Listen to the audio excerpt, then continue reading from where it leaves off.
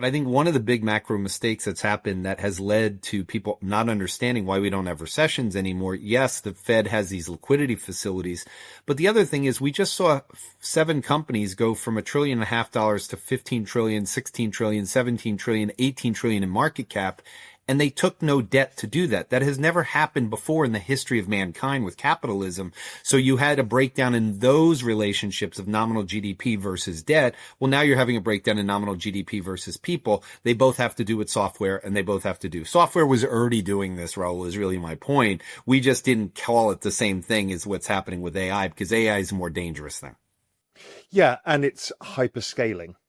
Yes. The speed of the acceleration of this. So what does that mean? Before we dig in more into the AI side, what does it mean for the economy? It puts the Fed reaction function towards cutting more? Or do they realize what the problem is? And it's like, well, this is not a stimulus-based thing. Is it a fiscal thing that ends up happening? What is the outcome of this? Because growth is not going to slow.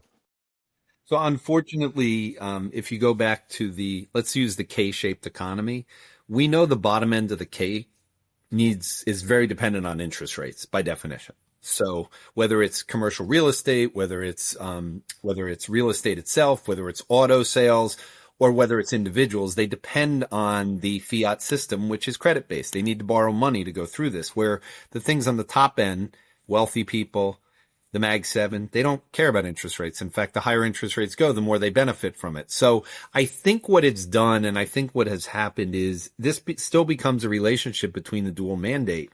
And the reason that I think it makes sense for the Fed to be cutting is that everyone's fears about inflation were wrong. And there's just no other way to say it. I mean, the tariff numbers are as high as what people were worried about back in April, and yet we're not getting the inflation that everyone thought feeding through. And that's because, as you and I both know, I mean, AI is an incredibly deflationary force. The most deflationary thing that could ever exist. Yeah. So again, if you're going to hit labor, and wages on every metric have gone lower since the peak in 2021, 2022.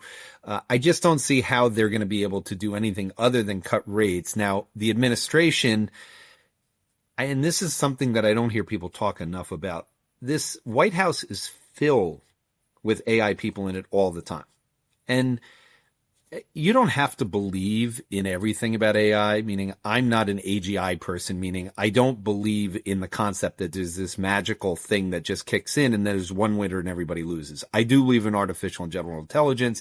I do believe in it being deflationary, but they've put the boogeyman in both the White House. China's worried about it because from a military perspective, but honestly, Demis Hassabis does not want to rule the world. I mean, he seems like a really nice guy who just won the Nobel Prize. And when he talks about things, he talks about people living forever and him being able to be a part of that. I think Elon Musk cares about putting people on Mars. I don't think he's into making more trillions of dollars. They're not driven by this thing. I mean, they're gamers. They're nerds. They're people that are trying to do stuff. So I think when in the context of the way Wall Street looks at this stuff, they're still focused on the monetary policy side, where I think monetary and fiscal are going to be aligned, which is we have an inequality situation, which is only going to worsen.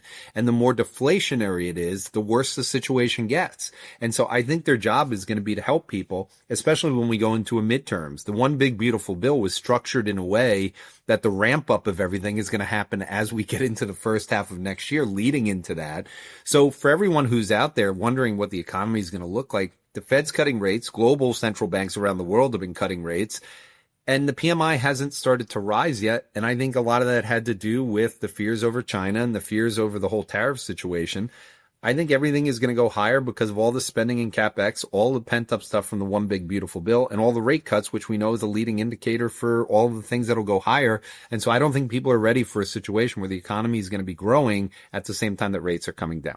So you obviously like this video enough that you've got to the end. That's quite a big task. But listen, do me a favor, hit the like and subscribe button, and also check out what video's next, because I think you'll love it. But if you want even more, and when I'm talking more, I'm talking about member-generated ideas, incredible alpha, research, everything there to help you in your journey, just head to realvision.com/join for the best financial intelligence out there and the pure alpha that's within the platform.